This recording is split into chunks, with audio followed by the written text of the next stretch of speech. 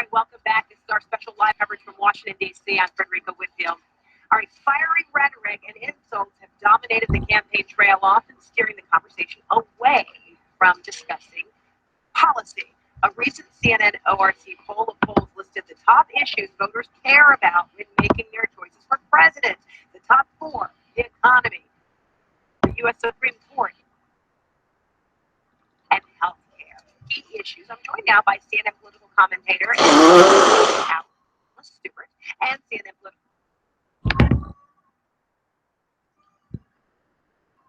commentator Hillary Rosen.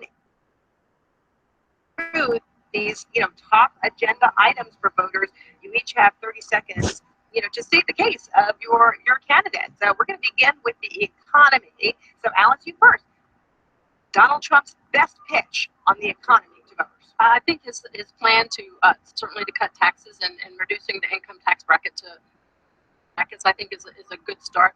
And certainly his experience in the private sector has gone a long way to show that he can work to rein in spending. And his idea to drain the swamp in Washington and get away with business as usual in Washington has gone a long way to show that he can under control, which is critical to this point, and also his commitment, as he has already said, to repeal and replace Obamacare will go a long way to helping the economy. And it's all what matters to people's pocketbooks, and those are issues important. All right, we'll talk more about the health care in a moment. So, Hillary, I think the first the good news is that all of Hillary Clinton's plans are on her web that she wants to do.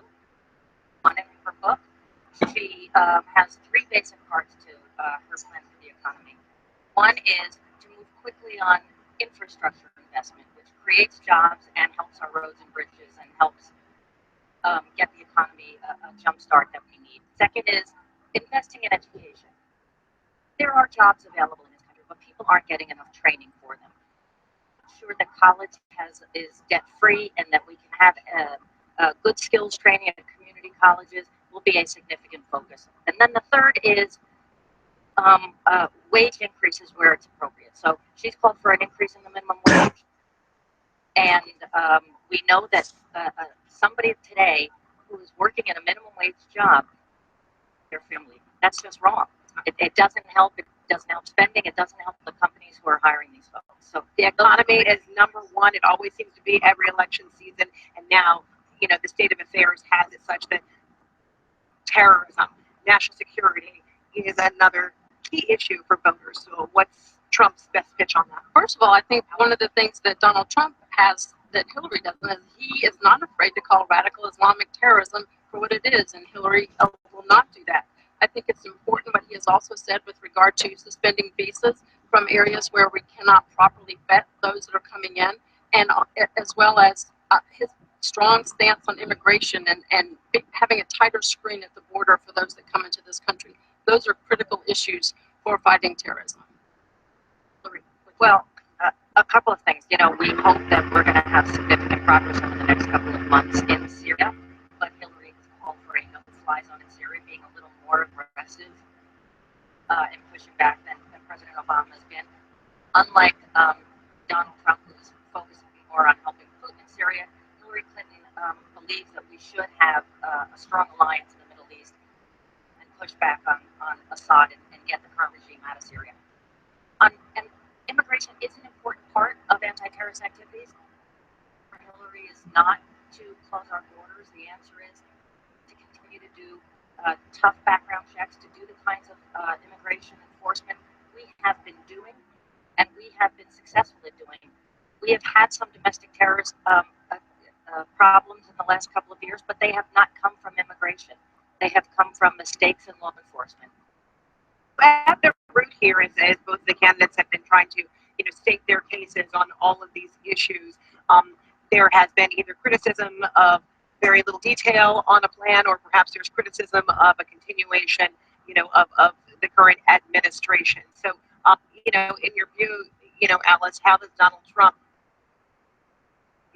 make his last kind of closing argument to voters there on some real clarity on some of the details that many voters have felt have been missing?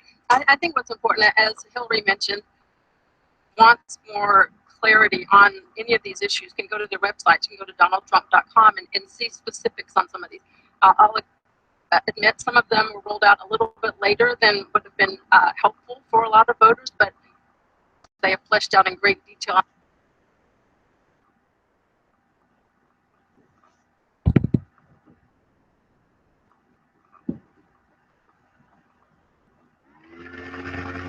Motivating voters to get out to the polls, and that's what we're seeing. Continuation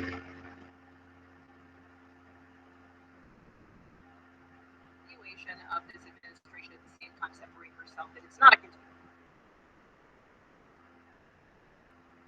rating, and so I think it's important that moving forward. The other thing that President Obama has done, which is an important part of education and young people and optimism and hope, sense of inclusiveness, that we are a community and a country that values diversity, that values each other. And it's really important, I think, in these closing days that Hillary Clinton says at her rally, which is, I just want you to know, it's raining and I'm going to get you out of here, but I just want you to know, I want to be everyone's president, whether you voted for me or not. I want this to be an inclusive country, and we have to move forward together, stronger together. All right, Hillary, Alice, thank you so much. We got so much more coming up. We're going to discuss the other issues that are so important to voters, including the U.S. Supreme Court, next.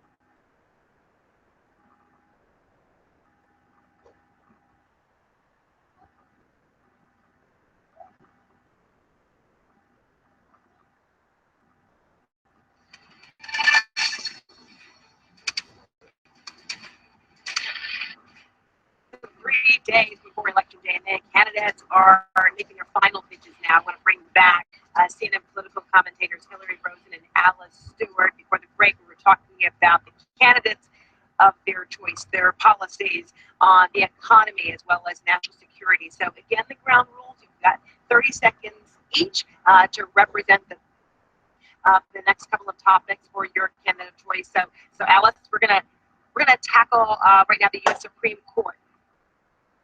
What is the position of Donald Trump on the U.S. Supreme Court and potential appointments? I think it's important for folks to realize the next president possibly could appoint 4 Supreme Court justices. So this is an important issue. Unfortunately, it gets lost in the conversation. He wants to appoint someone with similar views as Anton Scalia, as well as someone who will protect the rule of law and the Constitution, and also someone that will protect our liberties, specifically with regard to freedom of religion, freedom of speech, freedom of, as well as talking about Second Amendment and the right to bear arms. Those are critical issues, and Donald Trump has made a commitment that he will appoint justices that will strictly adhere to those principles. And Hillary on Hillary Clinton and the U.S. Supreme Court. Yeah, I don't actually think any of those freedoms are really at risk. But what is at risk, and what Donald Trump has promised to try and undo with his Supreme Court justices, in Roe v. Wade, which protected women's reproductive freedom. Look, when the Supreme Court 2 years ago legalized same-sex marriage, I'm gay, it changed my life. So many people in my life and that I care about in my family promised to undo that. That is just untenable for so many people. And so we cannot go backwards when it comes to racial equality, when it comes to recognizing individual rights and liberties. And that Hillary Clinton is going to appoint will recognize that. Okay, health care is also an issue that is contentious among voters. They want to hear from each candidate what the plans are going forward. Hillary, back to you now on Hillary Clinton and position on their making changes. What? Become extra controversial, I think, over the last few weeks, even again when we've seen, I think it's bad facts. Increases affect 2% of the population. Of the population that's on the exchanges are getting subsidized health care through those exchanges. Most people still get their health insurance from employers. So it is important that we recognize what Hillary Clinton has said, which is those 20 plus million people who now have health care, we don't want to take it away. Health care from the 18 to 25-year-old kids who got it now on their parents' plan. We have to fix the problems, but we do not want to repeal Obamacare. All right, Alex, Donald Trump has said he does want to repeal. What is the plan forward for Donald Trump and health care as it pertains to what's the answer to those 20 million people who now have insurance? Right. We have to go back to 2010 when Barack Obama promised us, if you like your doctor, you can keep it. Premiums will go down $2,500 for the average family. In actuality, But what's the plan? Trump wants to repeal and replace Obamacare in exchange for health savings accounts, which is a way to save money tax-free to pay for your medical expenses. Also, work with the states to create high-risk pools for people that need insurance, as well as allowing people the possibility to purchase health care across state lines. And all of these are great ways to help bring health care costs down and put the decisions back in the hands of the citizens. All right, Alice Stewart. Hillary Rosen, thanks so much. Your candidates are very happy what you just did to help those undecided voters to put it all together. Sometimes you need a little streamlined message. All right, thank you so much. And thanks for being with me. I'm Frederica Whitfield. So much more straight ahead. Thanks for being with us here in the nation's capital. Days away, our special coverage continues after this.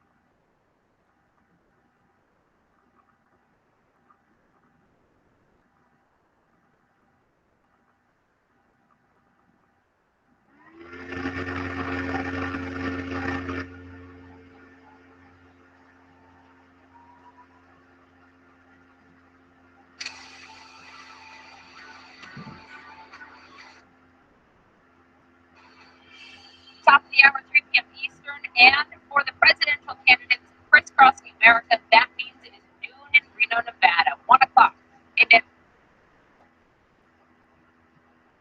Colorado, at 3 in the afternoon in Sarasota, Florida. I'm Poppy Harlow in New York. So glad you're with us. Buckle up, America. It is the final, or the finale, I should say, of the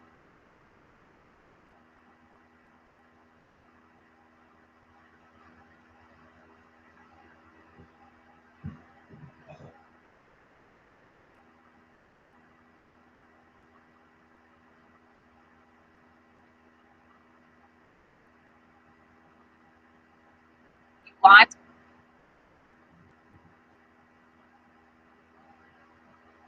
Colorado, after stopped earlier today in North Carolina, focus on Florida and Pennsylvania. Hillary Clinton will rally in Philadelphia, and Vice President Joe Biden will campaign for her near Pittsburgh, the west of the state. Also, Clinton surrogates will appear in North Carolina, Iowa, and Colorado. We have our teams of reporters single one of those major campaign stops. So let's get started. We begin first in North Carolina, which is fast becoming a must-win state for, frankly, both Clinton and especially for Donald Trump. A short time ago, one of Trump's biggest female supporters, his wife Melania, introduced him in a rally in Wilmington, North Carolina. Republican Mitt Romney won North Carolina by a slim margin in 2012. Remember, though, it went to Obama in 2008. The latest CNN poll of polls there shows Trump trailing Clinton 4 points. Clinton at 46, Trump at 42. Let's go straight to Sumlin Zervati. She joins us from Wilmington. Sumlin, how is the Trump campaign feeling about their chances in North Carolina? Okay, just talked to Donald Trump's campaign communications director here in North Carolina, who says that they are cautiously optimistic in the state at this moment.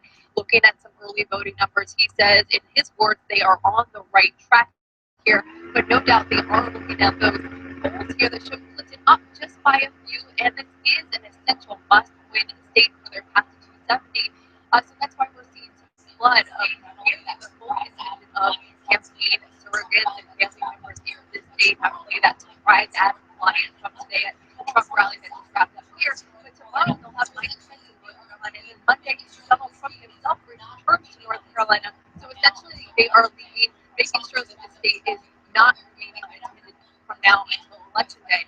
Trump just wrapped up his rally here, where he went right after Hillary Clinton and Vice President Joe Biden. She doesn't have what it takes to do rallies all over the place. Home and go to sleep. So she's got Biden. He challenged me. He challenged me. Oh, I'd like to take him behind the gym. Oh. I dream of that. I dream. Let me just tell you. If I ever said that, they thought it was so cute. Oh, wasn't it wonderful what our vice president said? If I ever said that, oh, he's a bully. He's a horrible person. He challenged our vice president to a fight. Can you imagine what a bully he is? Now that is just like pure meat thrown out by Donald Trump to his supporters here, which is essentially what these last-minute rallies late in the game are all about. Not about persuading any new voters, but making sure that your supporters are motivated and getting out. Someone, thank you so much. We appreciate it. Hillary Clinton today campaigning in Florida, but the Sunshine State was anything but for Clinton today as well. We'll have this race much more than that. It's an important speech for her, not 3 days down from the election. Our CNN poll shows the battleground state in a dead heat for Clinton and Trump, each coming in at 45%. CNN's Washington correspondent Jeff Zeleny joins us now from Pembroke Pines in Florida. Clinton wrapped up what was a rain-soaked speech there just a short time ago. What's her message to those voters today? Because clearly Latinos are helping her here a lot in Florida. She's got a lot of help from retirees and seniors. No doubt about it, Poppy. Good afternoon here. The message that Hillary Clinton was giving today, really at least in this crowd here, and there were some hardy folks out here, not the biggest crowd ever, but it was a torrential downpour, as you mentioned. But she was also doing stops along the way in West Miami, in a Little Haiti, other places, trying to get out the Hispanic vote. That is central to the Clinton campaign. 29 electoral votes in this state, so important. Not here in Broward County, Florida, just north of Miami. Bobby, this is the third time in the last week that Hillary Clinton has campaigned here. It is the heart of Democratic Florida, as you know. It is so important to their effort here. This is what Hillary Clinton had to say just a short time ago here at this rally. My friend, you are a hardy buck standing out here in the rain. I don't think I need to tell you all of the wrong things about Donald Trump. But here's what I want you to remember. President for everybody. Everybody who agrees with me. People who don't agree with me. People who vote for me. People who don't vote for me. So let's get out. Let's vote for the future. Let's vote for what we want for our country and our children and our grandchildren. God bless you. So, Poppy, a little multitasking there in her closing argument. One, she is still trying to draw a contrast and disqualify Donald Trump. And two, she is also trying to say that she'll be the president for everyone. Still trying to get any, perhaps voter in the middle who's not decided. But this weekend, Poppy, is about what's happening behind the scenes. It's about getting their identified supporters out to vote already. 6 million, nearly 6 million people in Florida have already voted, percent of what the projected electorate will be. It's amazing how many early votes there are already in the bag, but still a lot to come, as you said. Jeff Zeleny, thank you very much from Florida. Let's talk more about this with our panel. CNN political commentator Carl Bernstein is with us. He's the author of A Woman in Charge, The Life of Hillary Rodham Clinton. Alex Burns is also with us, a national political reporter from the New York Times. And Margaret Hoover, a sight in yellow, the Republican consultant. She does not support Donald Trump. Thank you guys for being here. Gents, if you had yellow suits on, I would be complimenting them too. Carl, let me begin with you. You say Hillary Clinton, and you wrote the book on her, I should know, is best when she is in what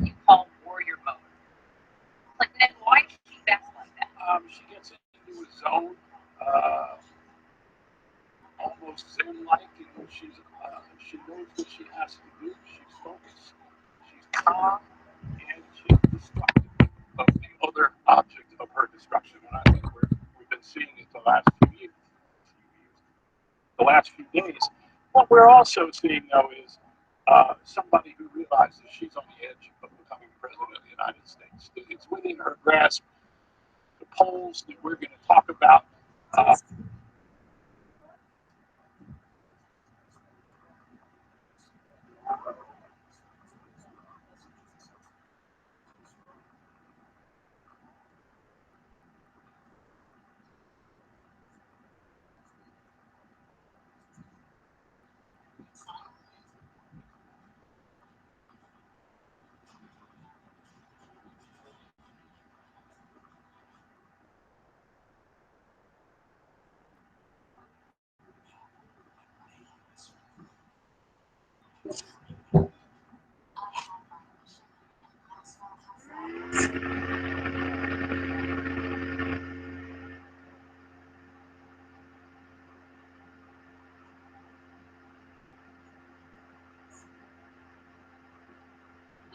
This election, you see the state and it matters.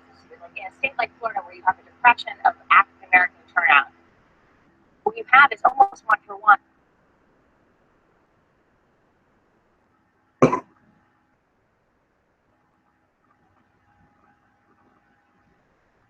What about all those white voters that Trump was going to drive up that didn't necessarily normally vote every 4 years? We in the polls, and we're seeing basically equal numbers of white voters showing up to early turnout in North Carolina. So there isn't that sort of 1 for 1 in North Carolina. In Nevada, you also have incredibly high Latino turnout to the extent that political reporters in Nevada say the goose is cooked there. There's no way Republicans can. Right. And Clark County, home of Las Vegas, where 2/3 of the votes are going to come in. They saw record early vote turnout yesterday. We're going to have new numbers for you when early voting closes there for good at the end of the day.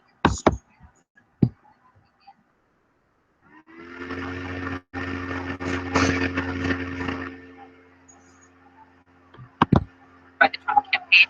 Mike Pence is going to my home state of Minnesota on Monday. And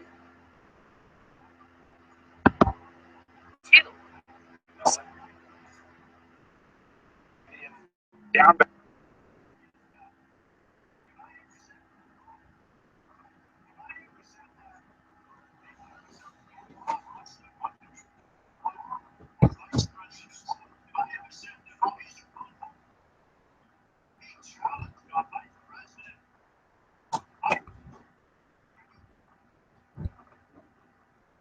There's the candidate who is, or almost every 4 years, a candidate who we did for Mitt Romney 4 years ago. It's less that you see the map expanding organically, and more that you start sort of battering up against the fence to try to find a weak point on it. It's why so much time in Michigan. It's why Donald Trump went to Michigan and also New Mexico himself last week. These are states that have voted almost exclusively for Democrats for president. As long as David Romney couldn't win the state where his father was governor. I mean, but he's trying to put cracks in that blue wall, right? And this election has surprised us many times before. When you look at the CNN polls today, and you look at it pre-Comey sending that letter to Congress, it's exactly the same. There's too much made of the impact of Comey doing this. I think that this election comes down to the character of the two candidates, and that even though there is disdain for both among most of the electorate, a larger number of people who have some confidence in the notion that Hillary Clinton could be a competent and able and informed president of the United States, whereas there was real fear of a Trump presidency by, I think, the kind of margins we're seeing. Margaret, are Republicans coming home? I mean, you saw Ted Cruz, something. You've seen Marco Rubio out. The only one sort of not behind him now is, well, of some of the big names who have felt insulted. Kellyanne not behind him is one. But are they coming home? Forget the big names. You've got more than 80% of the Republican Party turning out for Donald Trump. Now, you have had higher margins for Mitt Romney, for John McCain traditionally.